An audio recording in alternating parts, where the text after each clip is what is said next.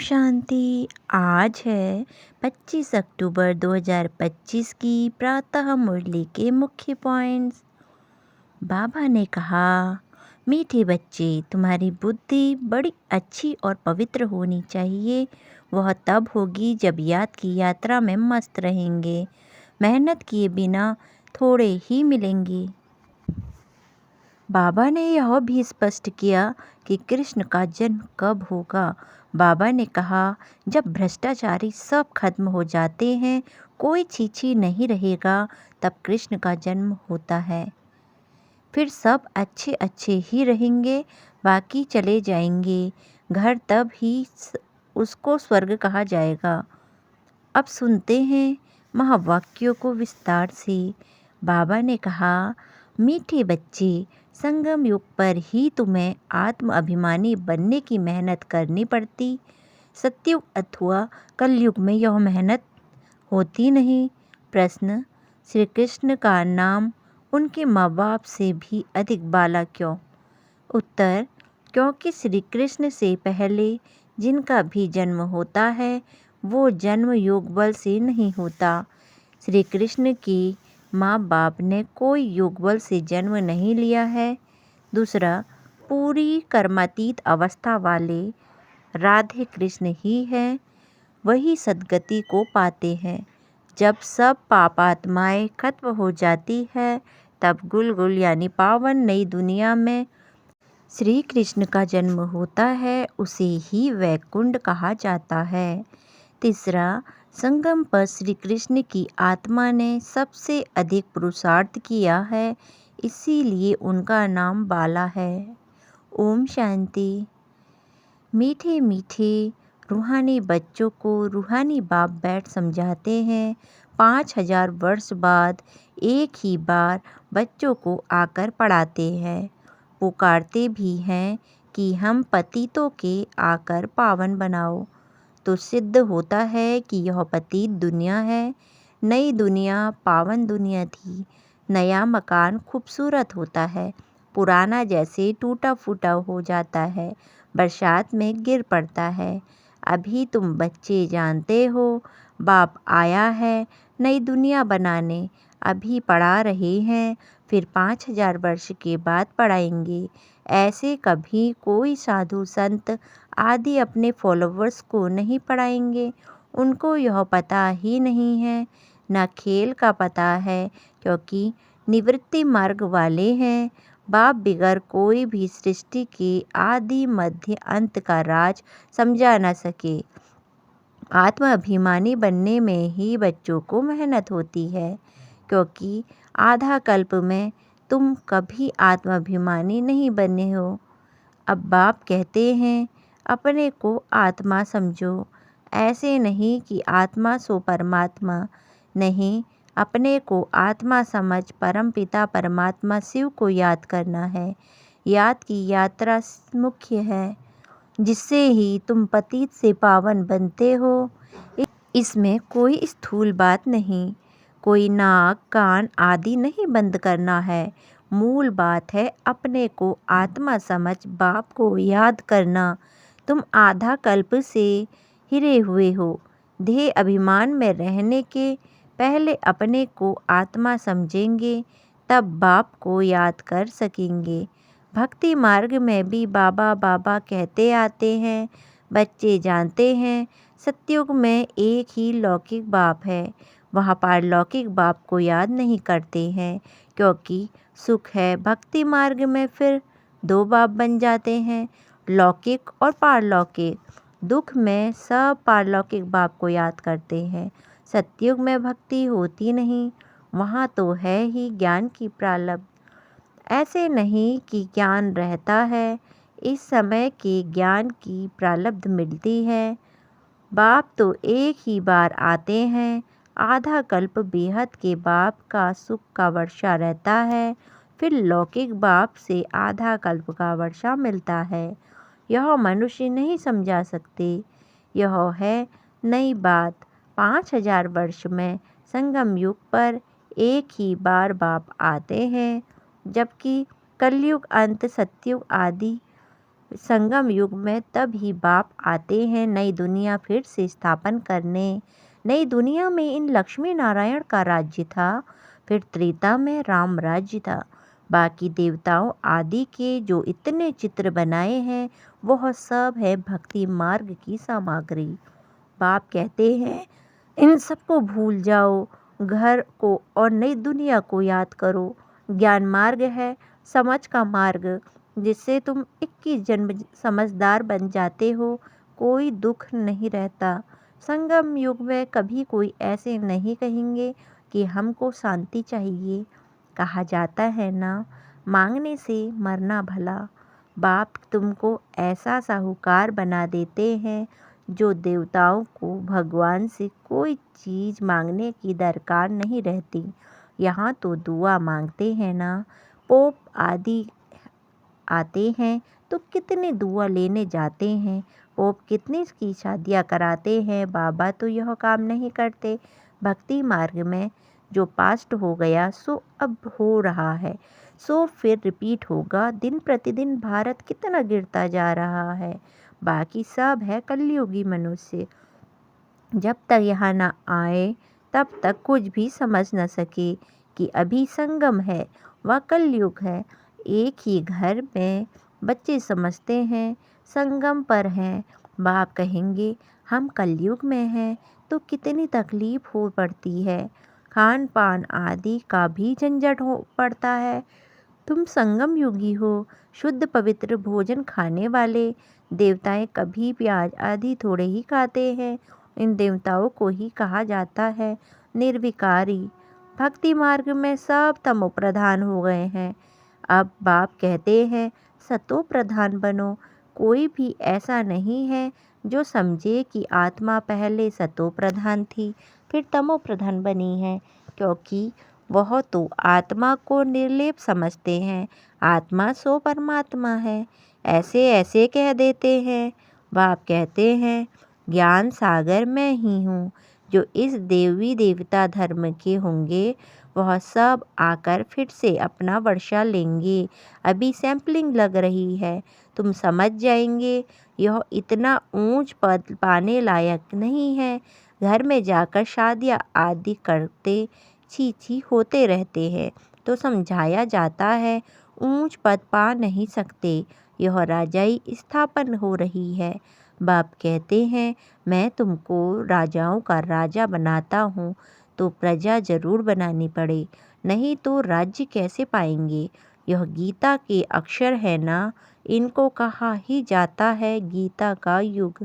तुम राजयोग सीख रहे हो, जानते हो आदि सनातन देवी देवता धर्म का फाउंडेशन लग रहा है।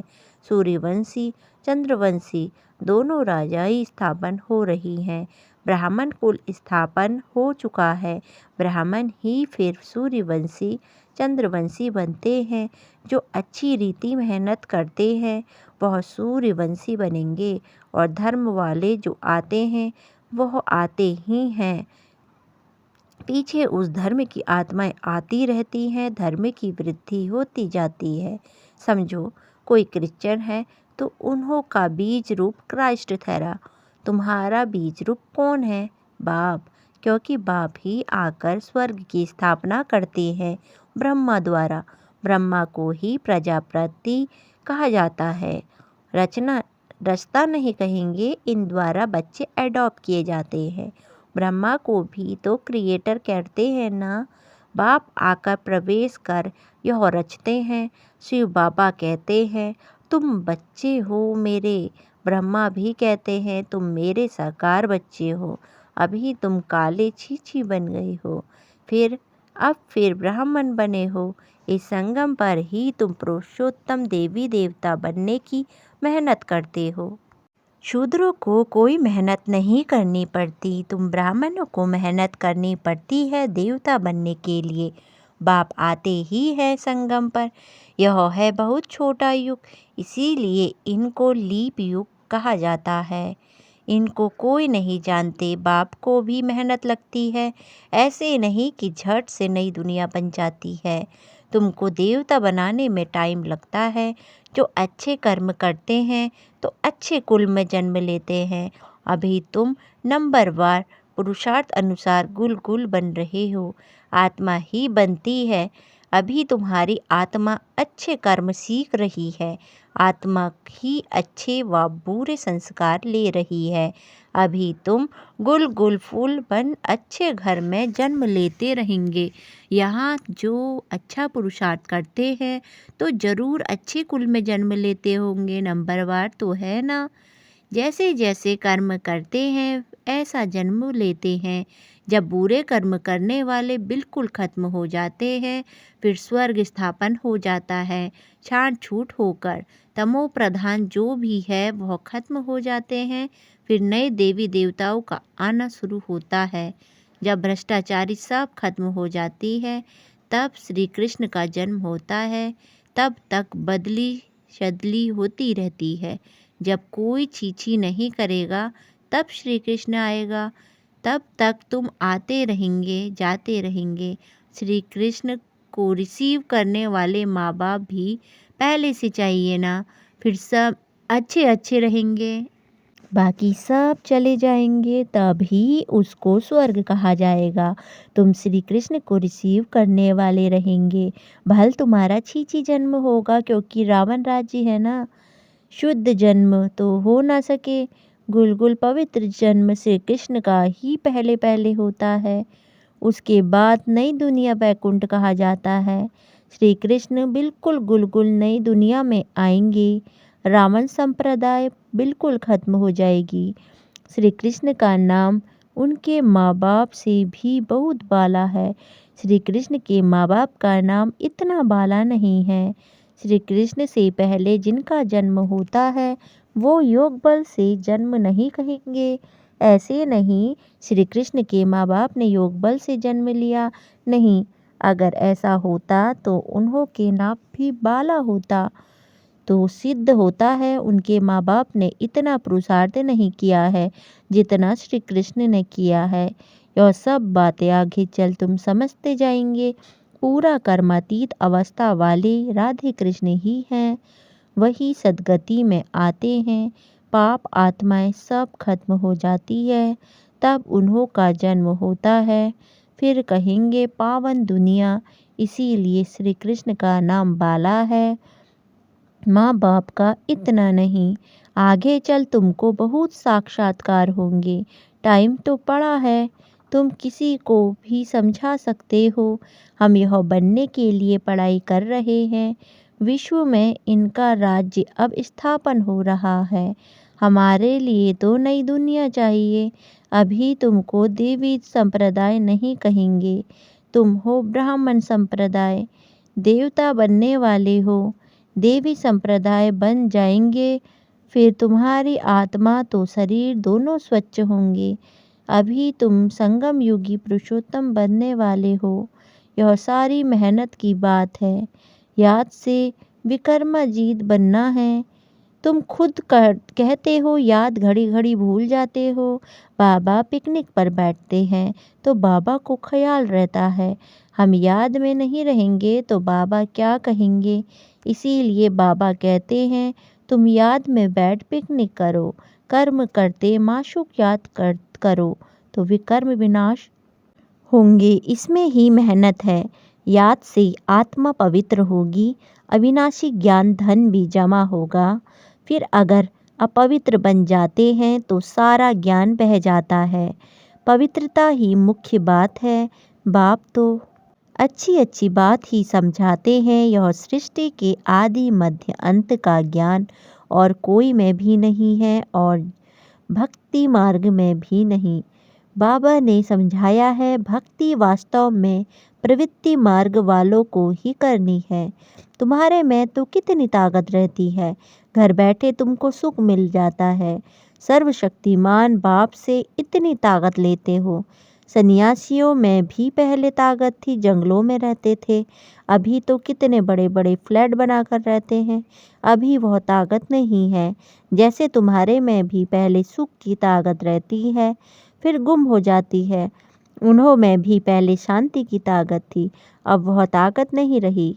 आगे तो सच कहते थे कि रचता और रचना को हम नहीं जानते। अभी तो अपने को भगवान शिवो अहम कह बैठते हैं। बाप समझाते हैं, इस समय सारा झाड़ तमो प्रधान है, इसीलिए सभी का उद्धार करने मैं आता हूँ। यह दुनिया ही बदलनी है।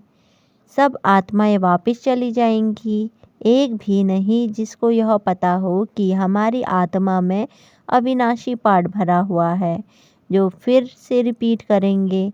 आत्मा इतनी छोटी है, इसमें अविनाशी पाठ भरा हुआ है।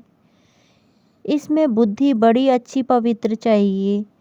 वह तब होगी जब याद की यात्रा में मस्त रहेंगे। मेहनत सिवाय पद थोड़े ही मिलेगा, इसीलिए गाया जाता है, चढ़े तो चाखे। कहाँ ऊंच ते ऊंच राजाओं का राजा, डबल सिरताज कहाँ प्रजा। पढ़ाने वाला तो एक ही है, इसमें समझ बड़ी अच्छी चाहिए।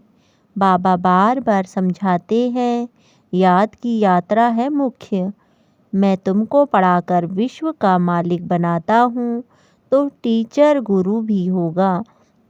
बाप तो है ही टीचरों का टीचर, बापों का बाप। यह तो तुम बच्चे जानते हो। हमारा बाबा बहुत प्यारा है, ऐसे बाप को तो बहुत याद करना है, पढ़ना भी पूरा है। बाप को याद नहीं करेंगे तो पाप नष्ट हो जाएंगे। बाप सभी आत्माओं को साथ ले जाएंगे, बाकी शरीर सब खत्म हो जाएंगे। आत्माएं अपने अपने धर्म के सेक्शन में जाकर निवास करती है। अच्छा, मीठे मीठे सिखिलते बच्चों प्रति माता पिता बाप दादा का याद प्यार और गुड मॉर्निंग। रूहानी बाप की रूहानी बच्चों को गुड मॉर्निंग। नमस्ते नमस्ते बाबा नमस्ते, सदा रहो हंसते। वाह बाबा वाह, वाह ड्रामा वाह, वाह मेरा श्रेष्ठ भाग्य, वाह हम धन्य धन्य हो गए। धारणा के लिए मुख्य सार। पहला, बुद्धि को पवित्र बनाने के लिए याद की यात्रा में मस्त रहना है। कर्म करते भी एक माशूक याद रहे, तब विकर्माजीत बनेंगे। दूसरा, इस छोटे से युग में मनुष्य से देवता बनने की मेहनत करनी है। अच्छे कर्मों के अनुसार अच्छे संस्कारों को धारण कर अच्छे कुल में जाना है।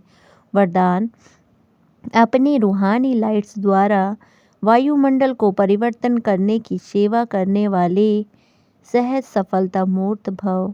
अपनी रूहानी लाइट द्वारा वायुमंडल को परिवर्तन करने की सेवा करने वाले सहज सफलता मूर्त भव। जैसे साकार सृष्टि में जिस रंग की लाइट जलाते हो, वही वातावरण हो जाता है। अगर हरी लाइट होती तो चारों ओर वही प्रकाश छा जाता है। लाल लाइट जलाते हो तो याद का वायुमंडल बन जाता है। जब स्थूल लाइट वायुमंडल को परिवर्तन कर देती है, तो आप लाइट हाउस की भी पवित्रता की लाइट व सुख की लाइट से वायुमंडल परिवर्तन करने की सेवा करो, तो सफलता मूर्त बन जाएंगे। स्थूल लाइट आँखों से देखते हैं, रूहानी लाइट अनुभव से जानेंगे। स्लोगन, व्यर्थ बातों में समय और संकल्प गंवाना यह भी अपवित्रता है। अव्यक्त सारे स्वयं और सर्व के प्रति मनसा द्वारा योग की शक्तियों का प्रयोग करो। स्वयं और सर्व के प्रति मनसा द्वारा योग की शक्तियों का प्रयोग करो। विस्तार, कोई भी खजाना कम खर्च करके अधिक प्राप्ति कर लेना, यही योग का प्रयोग है। मेहनत कम, सफलता ज़्यादा, इस विधि से प्रयोग करो। जैसे समय व संकल्प श्रेष्ठ खजाने हैं, तो संकल्प कम से कम खर्च हो, लेकिन प्राप्ति ज़्यादा हो। जो साधारण व्यक्ति 2-4 मिनट संकल्प चलाने के बाद, सोचने के बाद सफलता या प्राप्ति कर सकता है, वह आप 1-2 सेकंड में कर सकते हो। इसको कहते हैं कम खर्चा वाला नसीन। खर्च कम करो तो प्राप्ति 100 गुना हो। इस समय व संकल्प की जो बचत होगी, वो औरों की सेवा में लगा सकेंगे, दान पुण्य कर सकेंगे। यही योग का प्रयोग है। ओम शांति।